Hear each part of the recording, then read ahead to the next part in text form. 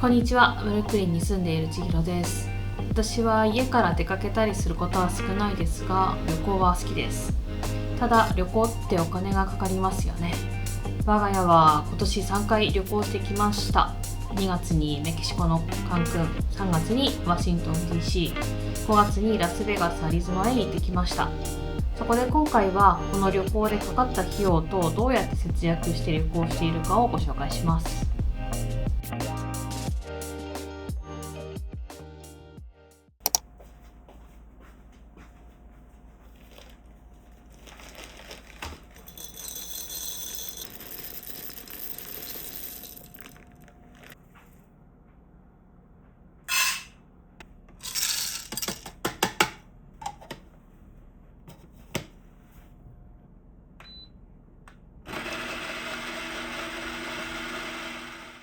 旅行費用の大半を占める飛行機代、宿泊代などは物価高のアメリカで旅行するとかなり高くなりがちですが、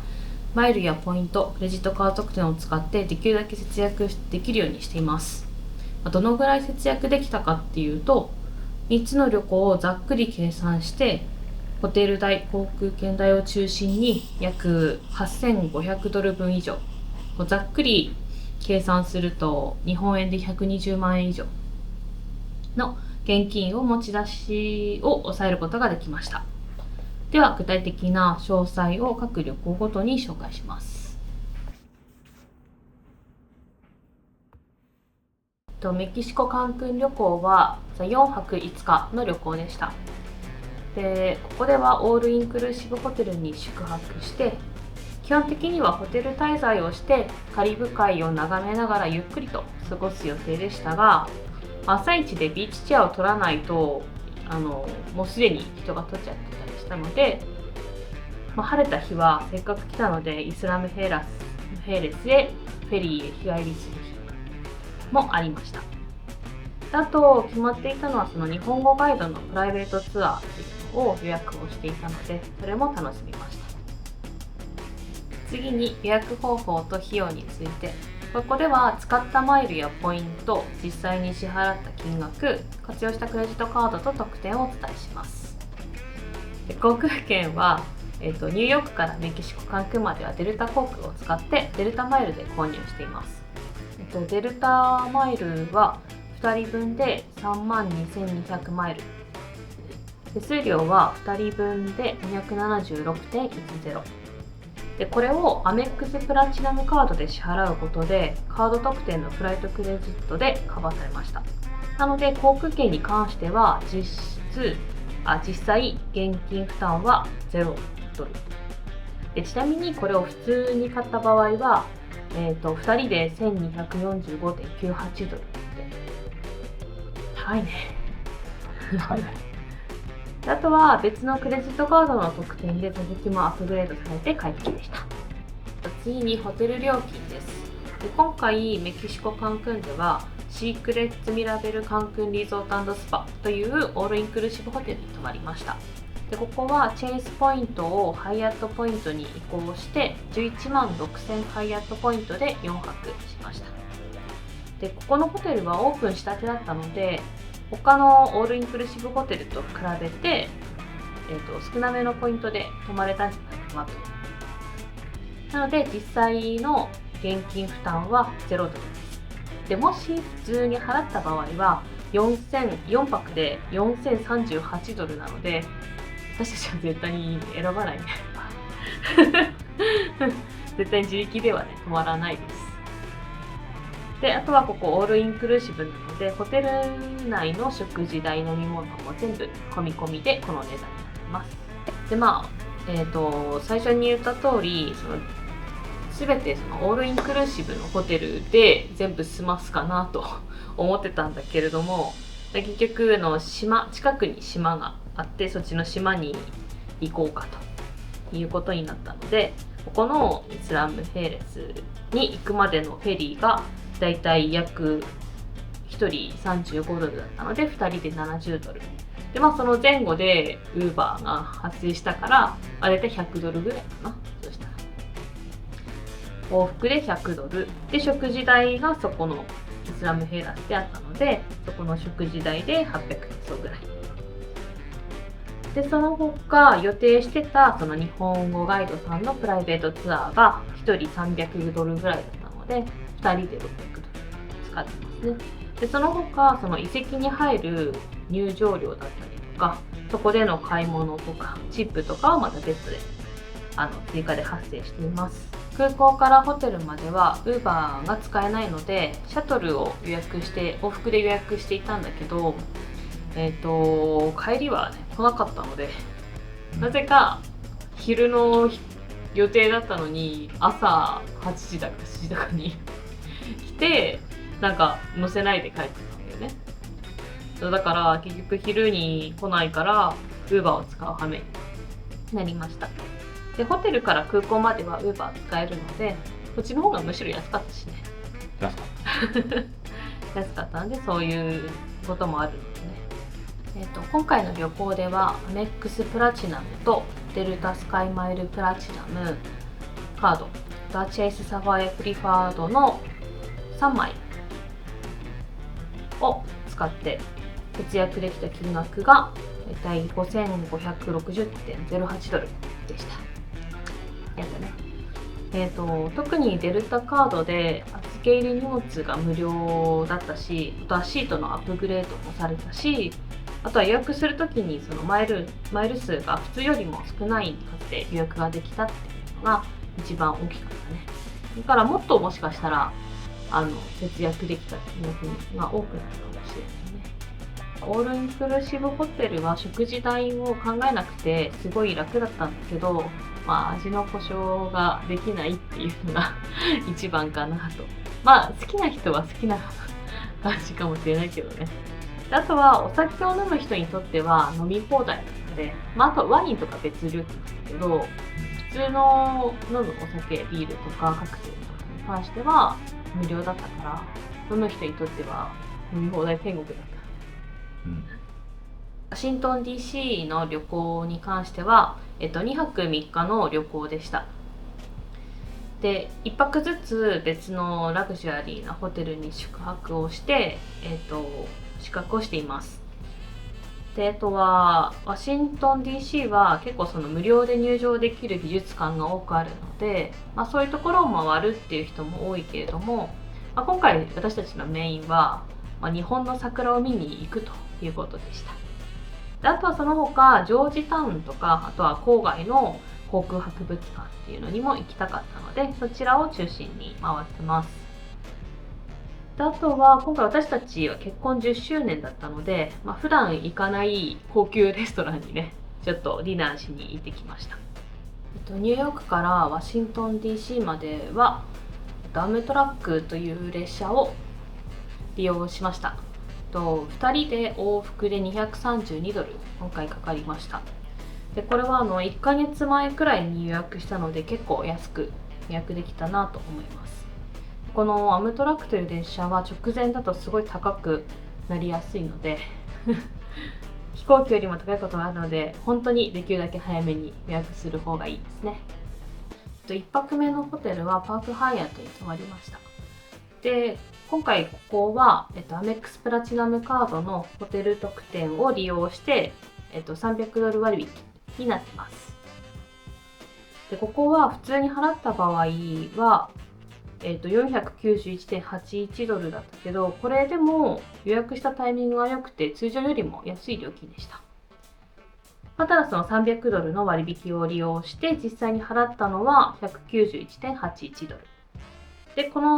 それ以外で、ここのホテルで使える100ドルクレジットと、あと朝食補助が80ドルまで、2人で80ドルまで使えたので、食事代も抑えることができました。2泊目に泊まったホテルサラマンダに泊まりました。で、ここも、アメックスプラチナムカードのホテル特典を利用したので、300ドル割引で泊まれます。で、通常に払った場合はホテル代 361.61、ここも、タイミングが良かったね。通常よりも安かったので、それプラスホテル特典の300ドル割引を使って実際に払った金額は61ドル、61.61でした。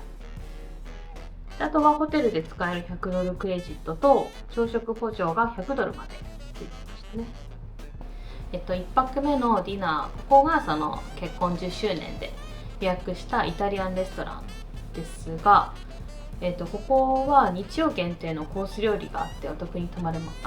べれました。なので、普通に払ってもそんなに高くなくて249.26で、ここに私たちはレジというオンラインレストラン予約プラットフォームがあって、このレジというところにクレジットを使うクレジットカードを登録しておくと、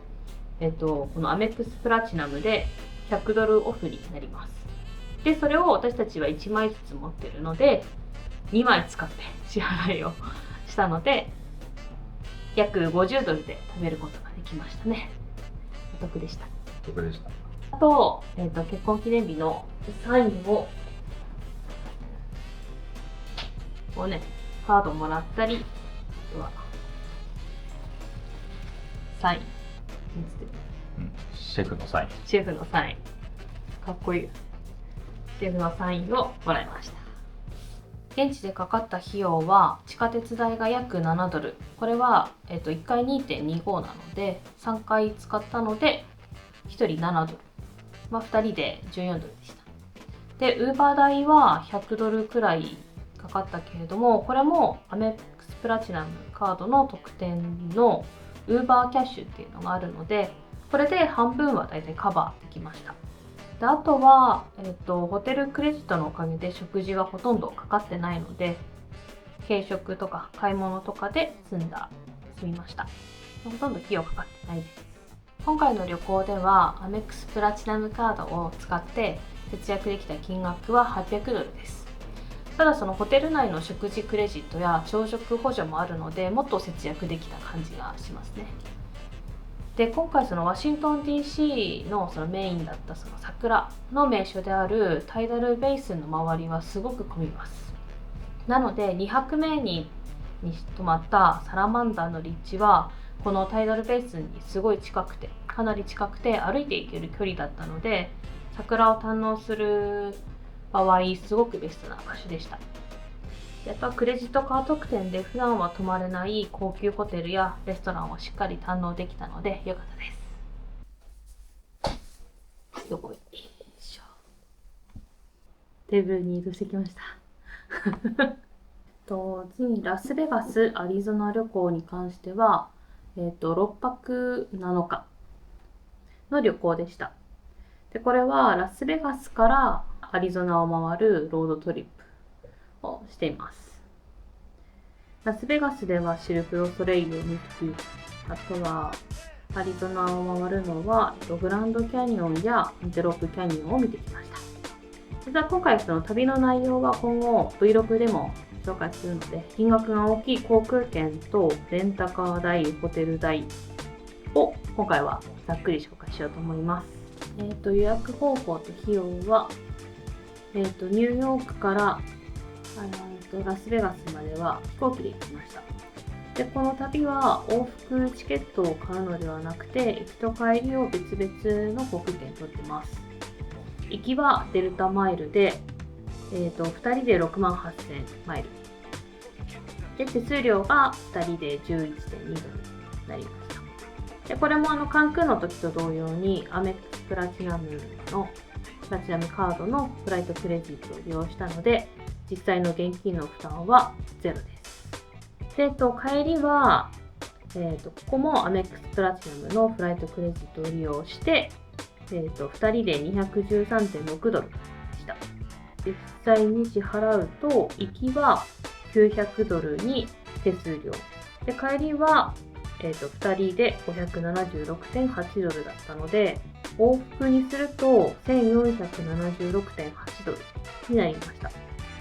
で、行きの便はアメリカの祝日と被っていたので、料金が高めだったからマイルを使いました。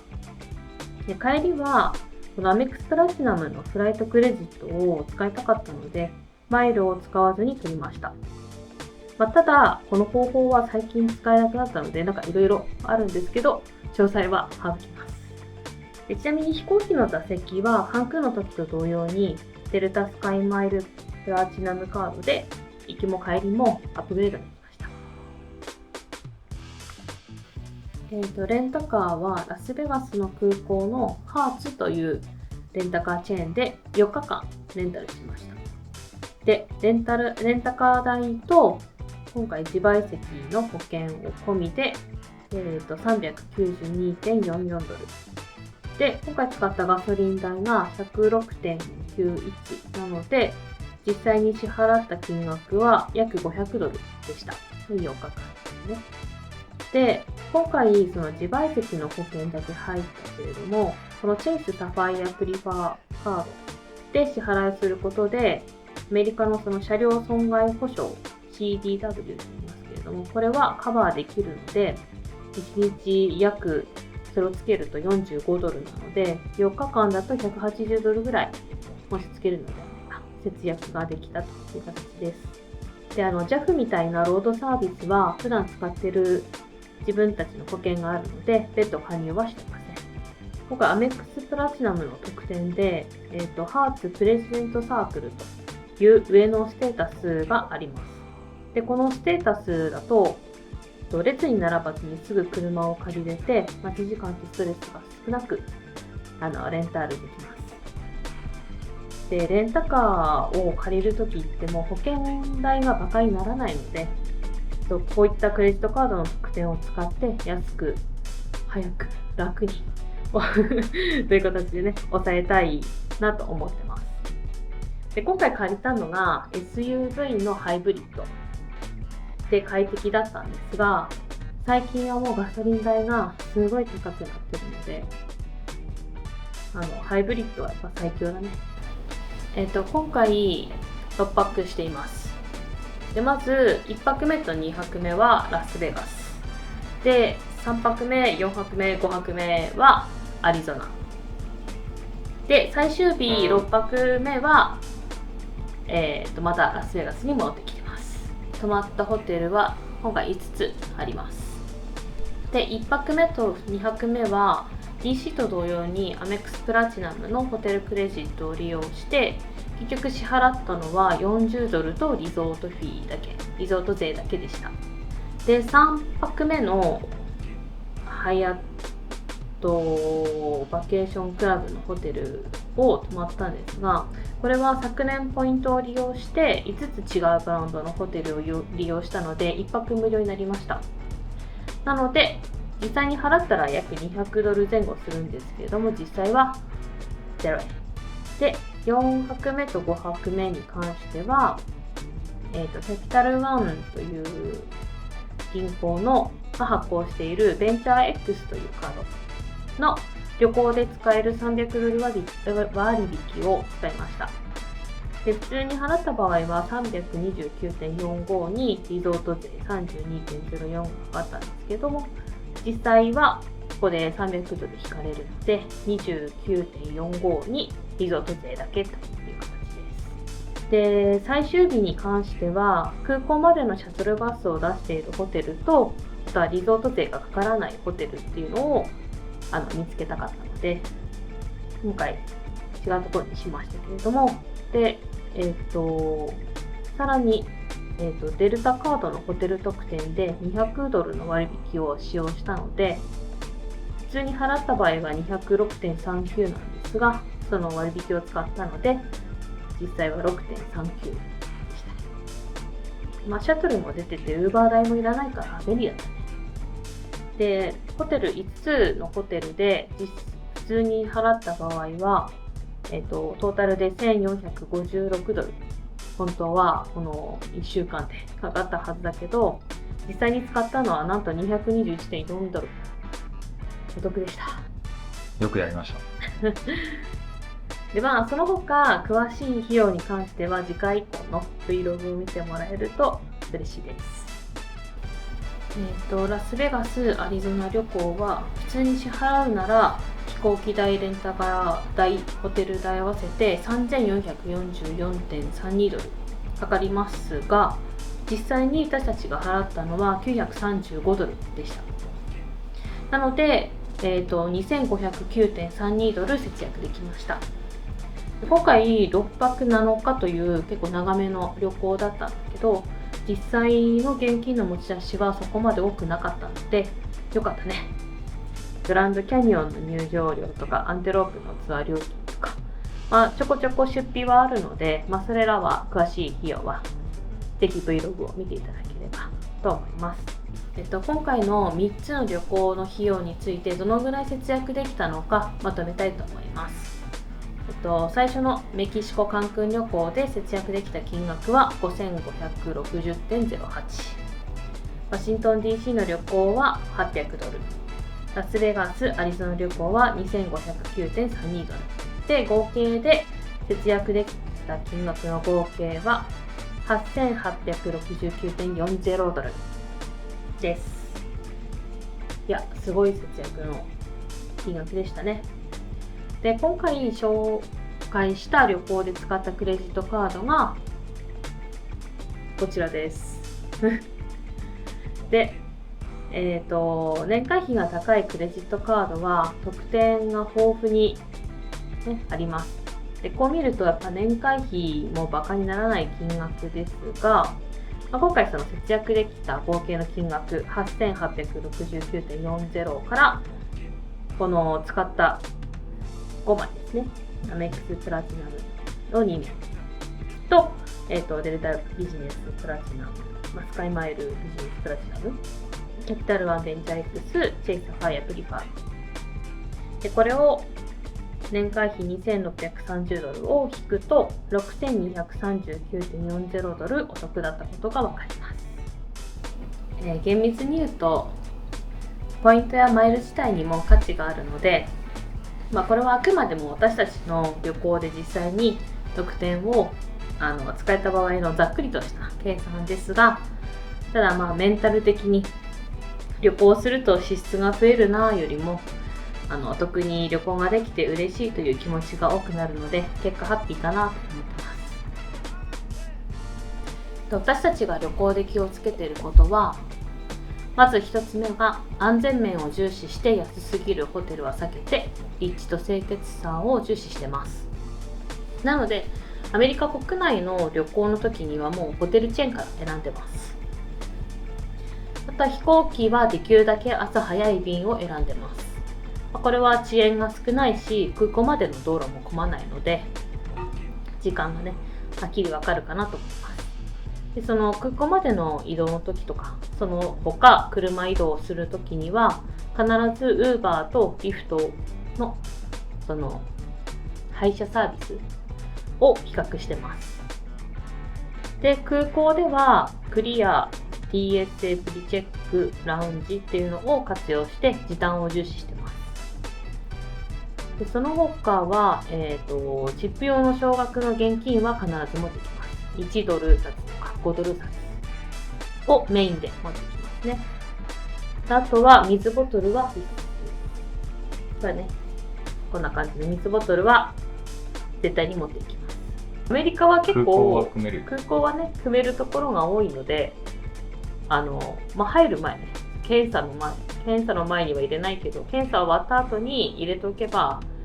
すごい空港内の高い水を買わなくて済みます。ラスベガスとアリゾナの旅行 Vlog はこれから出していく予定です。実際にどんな旅だったのかも今回の旅行の費用の動画と合わせて見てもらえたら嬉しいです。今日も見てくださってありがとうございました。